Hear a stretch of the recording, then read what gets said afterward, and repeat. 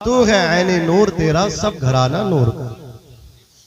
मफ़हूम बयान करके बस मैं अपनी बात ख़त्म कर दूँ।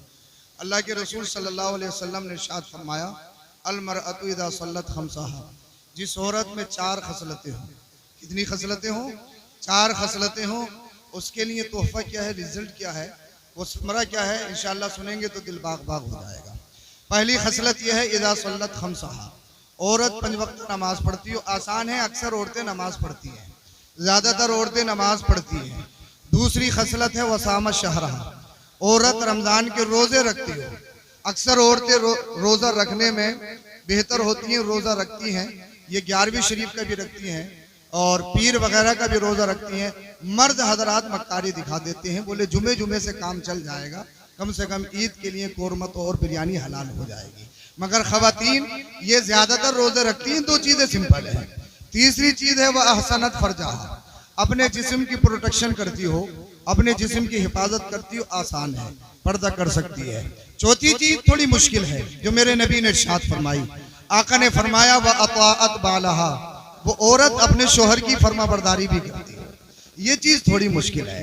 95% ख़वातीन ये चाहती है कि शोहर मेरी मुट्ठी में आ जाए। वो जिस दिन से घर में आती हैं, बीबी ये चाहती है कि मर्द शोहर कंप्लीटली मेरा हो जाए, कंप्लीटली मेरा हो जाए, मुकम्मल मेरा हो जाए। तो आका ने इरशाद फरमाया कि चौथी सूरत ये है कि जो बीबी अपने शोहर की फर्माबरदारी करती हो। आका करीम सल्लल्लाहु ताला अलैहि वसल्लम ईद उल फित्र या ईद उल अज़हा की नमाज पढ़ाने के लिए जा रहे थे। मिशकात शरीफ की हदीस पाक है ये भी। आका करीम सल्लल्लाहु अलैहि वसल्लम ने ख़वातीन की जमात को देखा तो आका ने इरशाद फरमाया, औरतों गौर से सुनो, मैंने जहन्नम में तुम्हें सबसे ज़्यादा देखा है। मैंने कहा मैं बात ख़त्म कर रहा हूँ, बस इसी हदीस पाक का मैं तर्जुमा बताकर बात ख़त्म कर रहा हूँ। मैंने जहन्नम में तुम्हें सबसे ज़्यादा देखा। अर्ज़ किया रसूल अल्लाह क्यों? आका ने फरमाया इसलिए कि तुम अपने शोहर की नाफरमान होती हो। और दूसरी चीज इरशाद फरमाई, हदीस पाक में जो अरबी जुमला है मैं आपकी और अपनी जबान में उसकी ताबीर आप तक पहुंचा रहा हूं। आका ने इरशाद फरमाया अगर औरत अपनी पे आ जाए तो 1 मिनट में अक्लमंद से अक्लमंद आदमी की अकल को बेवकूफी में बदल देती है। ये अगर मेरा जुमला हो मुझे वापस कर दो, ये मदीने वाले मुस्तफ़ा का जुमला है। हदीस पाक है मिशकात शरीफ की, और इसको गालिबन इमाम बुखारी या इमाम मुस्लिम ने अपनी मुस्लिम में भी रिवायत किया है।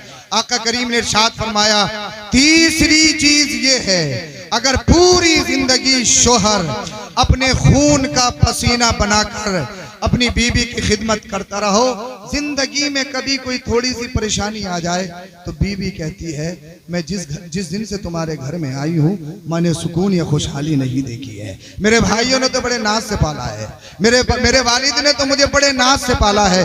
तो मैं एक बात कहना चाहूंगा, जिस तरह से औरत जिस दिन से आती है कंप्लीटली मुकम्मल शोहर को अपना बनाना चाहती है, और अगर आप अपनी बीवी या किसी भी, ये औरत की फितरत होती है, अगर उसकी बातों पे जाएंगे तो साफ आप साझा नहीं निभा सकती हैं। आप अपने घर में भाईचारगी या अमनो अमान से नहीं रह सकती हैं। अल्लाह पाक ने आपको मर्द बनाया है और आपको आकिल बेहतरीन अकल दी है। अब आपको कैसे चलना है ये आपकी जिम्मेदारी है। बीवी के हक कैसे अदा करने हैं ये आपकी जिम्मेदारी है। शोहर अल्लाह अल्लाह शोहर है, अपने बाप की जिम्मेदारी कैसे निभानी है ये मर्द की जिम्मेदारी है। अल्लाह अल्लाह अपनी माँ की कैसे जिम्मेदारी निभानी है ये उसकी जिम्मेदारी है। रिश्ते को किस तरह से लेके चलना है अल्लाह ने मर्द बनाया है, तो फिर आपको रिश्ता चला के दिखाया जाएगा। ऐसा नहीं है कि वन साइड वालिदैन की तरफ हो जाए बीवी को छोड़ दो, या वन साइड बीवी की तरफ हो जाओ वालिदैन को छोड़ दो। नहीं, जब वो आई है तो फिर आपको बीवी के हुकूक भी अदा करने होंगे और वालिदैन के हुकूक भी अदा करने होंगे। अब 4 चीजें मैंने बताई, उसका रिजल्ट सुन लीजिए, इंशाल्लाह ईमान ताज़ा हो जाएगा। ये बात मैंने इसलिए कहती, यहाँ पर कैमरे लगे हुए हैं, हमारी माँ बहनें मौजूद नहीं है, लेकिन मेरे घर में, आपके घर में, सबके घर में है। हर एक औरत चाहती है कि शोहर कंप्लीटली मेरी मुट्ठी में आ जाए, शोहर मेरी मुट्ठी में आ जाए, मेरे कब्जे में आ जाए।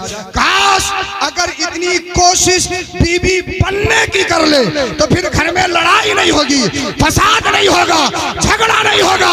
अल्लाह तुम्हारे घर को जन्नती के हवाला बना देगा। अल्लाह तुम्हारे घर में बेशुमार बरकत अता फरमाएगा। अब जिसमें चार चीजें हो, नमाज पढ़ती हो, रोजा रखती हो, उसके बाद अपने जिस्म की प्रोटेक्शन हिफाजत करती हो, साथ साथ में अपने शोहर की फरमाबरदारी करती हो। आमिना के लाल ने फरमाया फली तदखुल मिन अय्यि अबवाबिल जन्नति शाअत। जब हश्र का दिन होगा, हश्र की तपिश होगी, सख्ती होगी, तो उस औरत को परेशान होने की जरूरत नहीं है। जन्नत के जिस दरवाजे से चाहेगी जन्नत में दाखिल हो जाएगी। अल्लाह पाक हम सबों को अमल की तौफीक बख्शे। कलमा शरीफ पढ़िए ला इलाहा इल्लल्लाहु मुहम्मदुर रसूलुल्लाह अस्तगफिरुल्लाहल अज़ीम व मा अलैना इल्लल बलाग। अस्सलामु अलैकुम व रहमतुल्लाह। मैं